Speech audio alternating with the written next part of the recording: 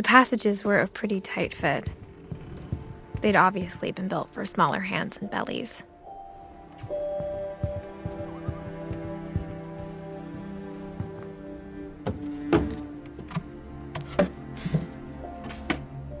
Growing up, I always thought of Barbara as a child star.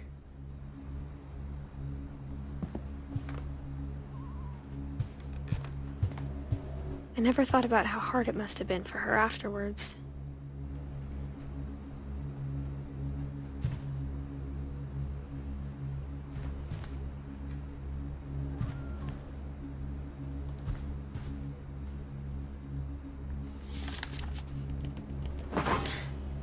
Of all the stories people wrote about Barbara's death, I'm surprised Edie saved this one.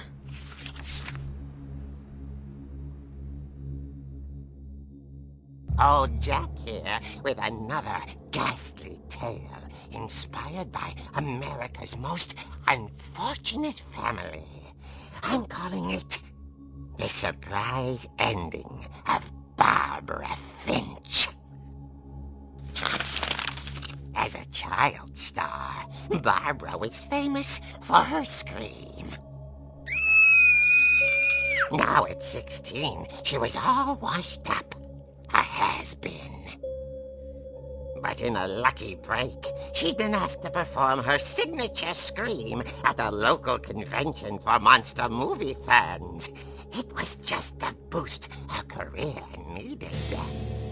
Unfortunately, her scream hadn't aged well. Getting better. I think you just need the right motivation. Her biggest fan and current boyfriend, Rick, was about to demonstrate when...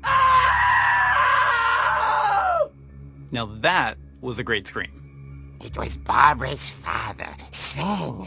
He'd slipped into a table saw and had to be rushed to the emergency room. So Barbara got stuck babysitting her youngest brother, Walter. Her convention comeback was cancelled.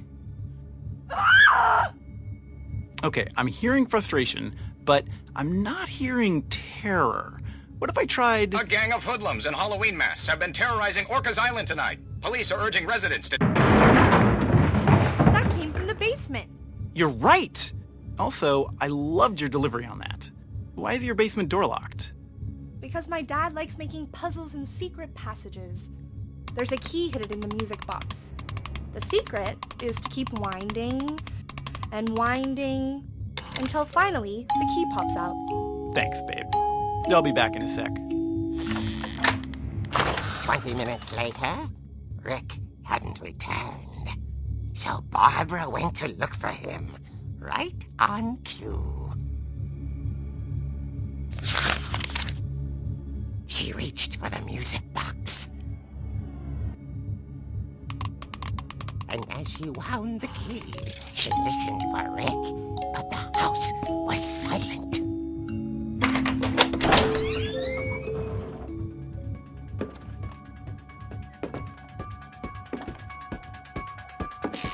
She found Rick's crutch and imagined the worst.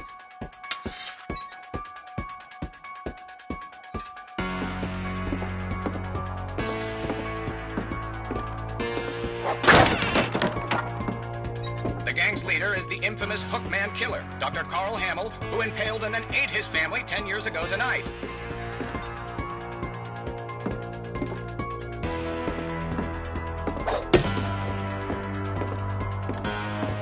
The old fridge rattled and grew still. Oh dear! Oh! Rick? Barb, relax. I was just trying to scare you to help you find your scream. Well, I'm not scared, Rick. I'm furious. Then act furious. All I'm getting from you now is that you're hurt and confused and She threw him out, but she kept a little something to remember him by. Barb, have you seen my other crutch? And she was still holding it when she fell asleep watching the Late Picture Show. Hours later... Barbara! Walter, what's going on up there? Ah! Okay, I'm coming up, but if this is a trick, you're dead, Walter.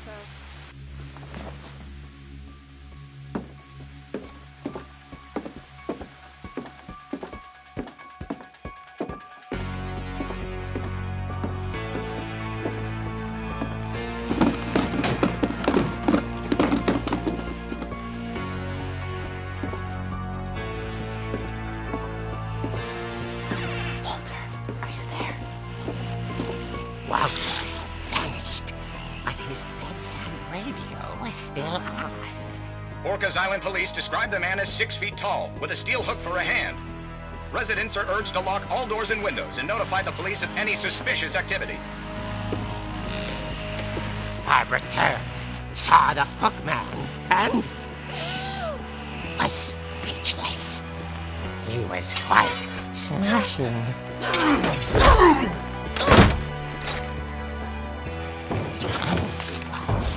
He couldn't get enough of Barbara. Okay, Barbara, there's gotta be another way out of here.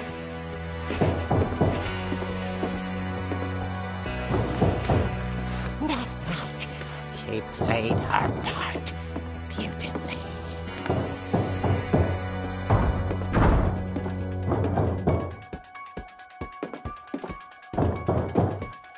Molly's door hadn't been opened in years. The hinges groaned.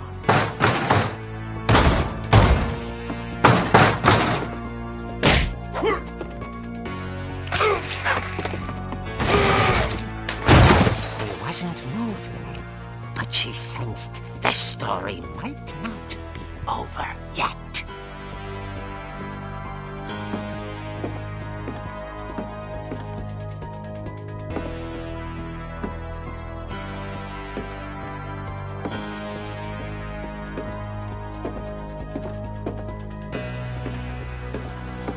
The hookman had vanished. She listened for his breathing, but all she heard was...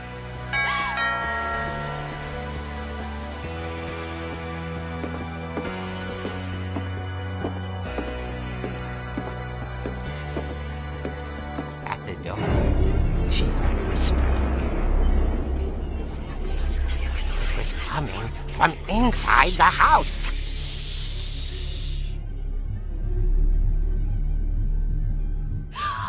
Oh dear. The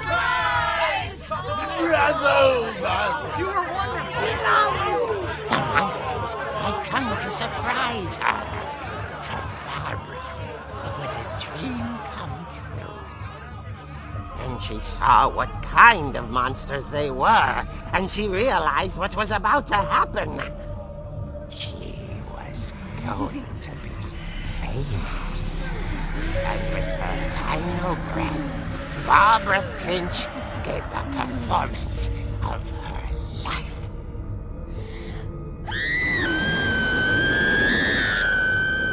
I wasn't there myself, but I hear Barbara was magnificent. Poor girl. She had a taste for stardom. But unfortunately, so did her fans. Of course, the police blamed it all on poor Rick, who disappeared the same night. And little Walter? Hiding under his bed the whole time. He took it all pretty hard, but that's another story. As for Barbara, tucked inside the music box was all they ever found of her. Her ear.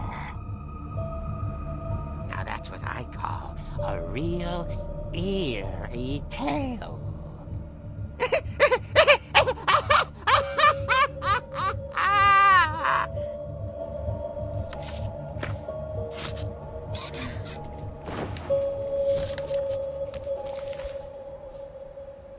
Edie told me all Barbara wanted was to be remembered, as absurd as that comic was.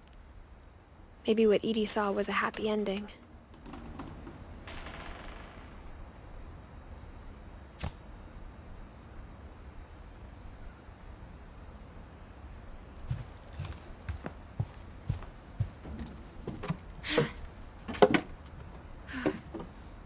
I guess now I know why Mom didn't like me playing with the music box.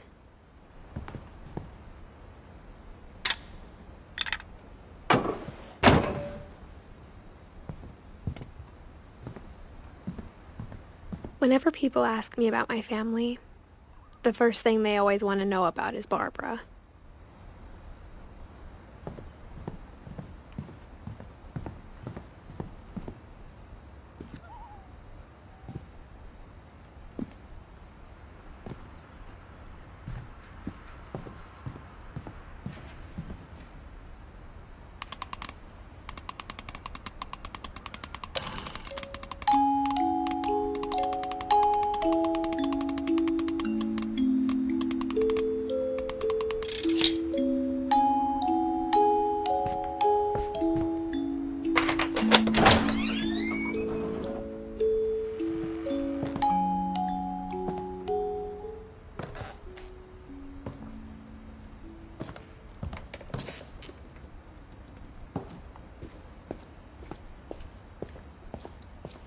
Mom said the basement was off limits, unless I wanted another tetanus shot.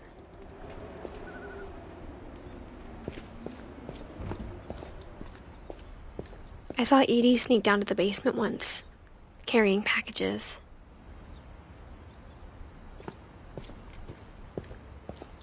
I thought maybe she was hiding presents.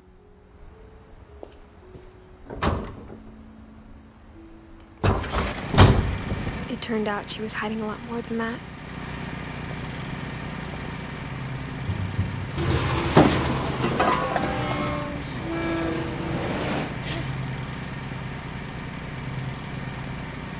I remember asking Mom once about where Walter had gone. She said after Barbara died, he got as far away as he could. If there's a pattern in all these stories, I think it's that none of us has gotten very far.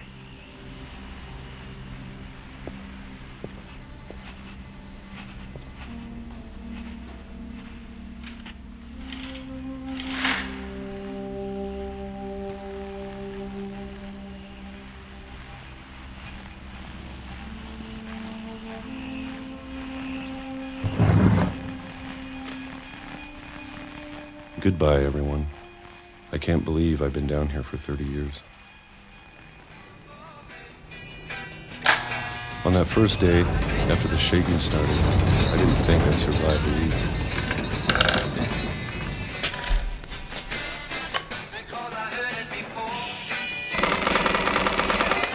But after a few days, I settled into a routine.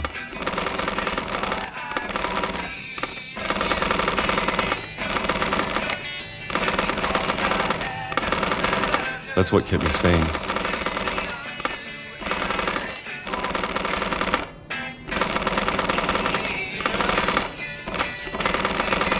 Having a schedule, living for today.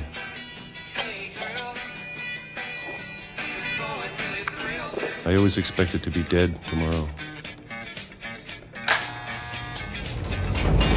But if you wait long enough, you get used to anything.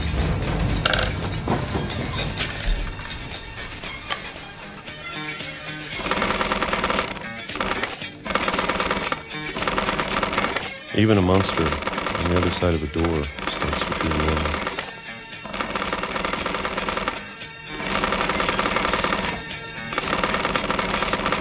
Almost friendly.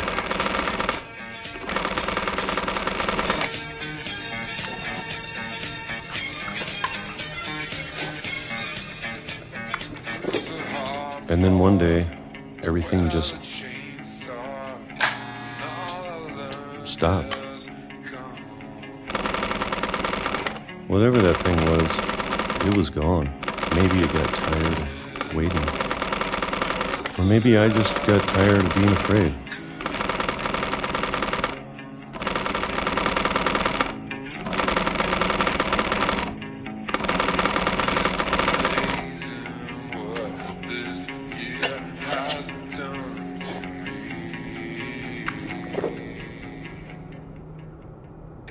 It's been a week now. The longest in 30 years. I'm done waiting. I have to leave while I still can.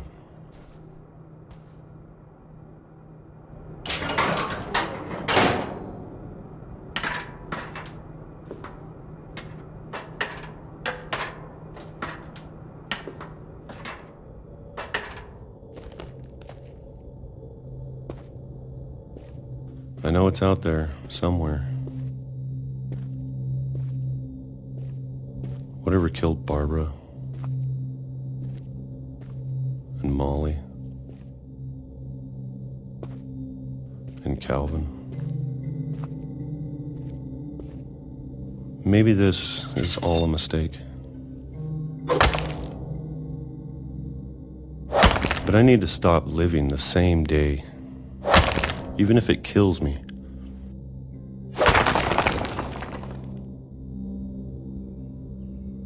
Whatever's out there, I want you to know I'm ready for it. I'm going to appreciate all of it, especially the food. I don't mind if I only have a year left, or a month, or a single week. I'd be happy with one more day. I can already imagine the sun on my face.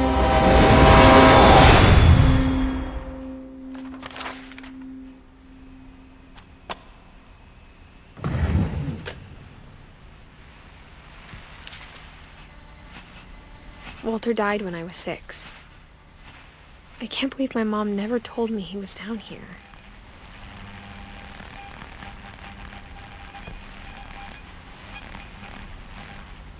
I'm sure my mom was trying to protect me.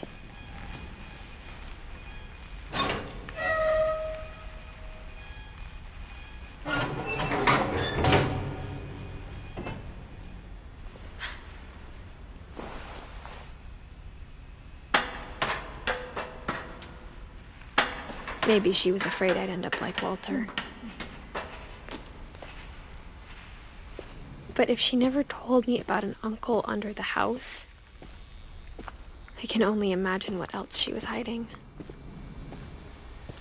I don't want to make the same mistakes she made, trying to bury something that's still alive.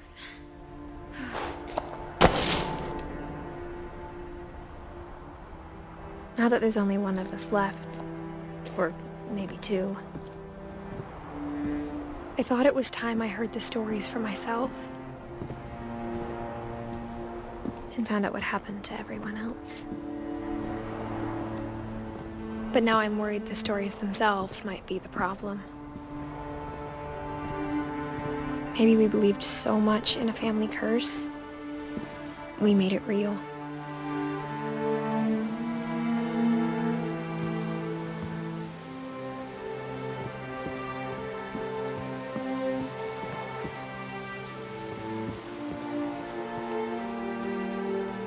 I don't know if I should even be writing this.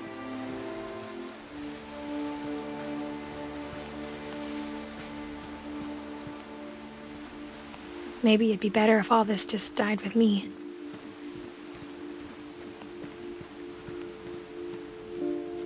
But I thought you should know about your family.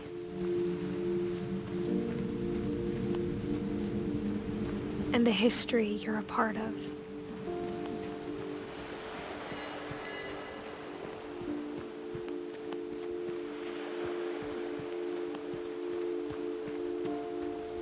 Though to be honest, I feel as lost as you probably do right now.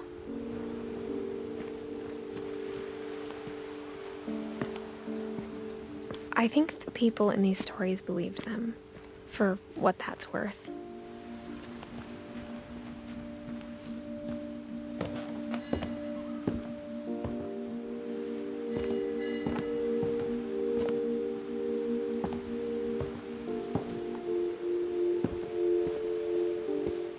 And when you look at the house, at that history of imagination and stubbornness and madness, any of it seems possible.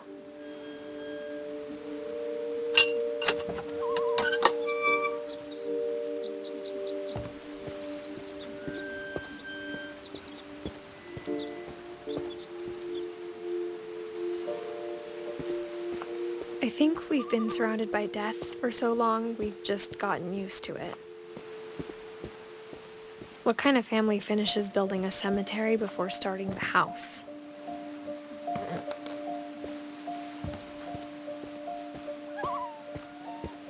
It's embarrassing for me to admit this, but the pet cemetery made me more uncomfortable than the human one. 3 of the gerbils were mine, and 2 had been my fault.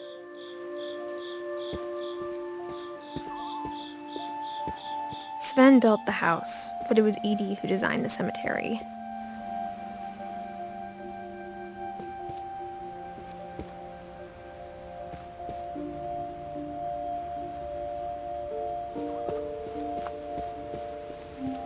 I'm sure Odin's monument had been Edie's idea. My mom was always trying to move on, but for Edie, the past never went away. She could see it poking out of the water at low tide.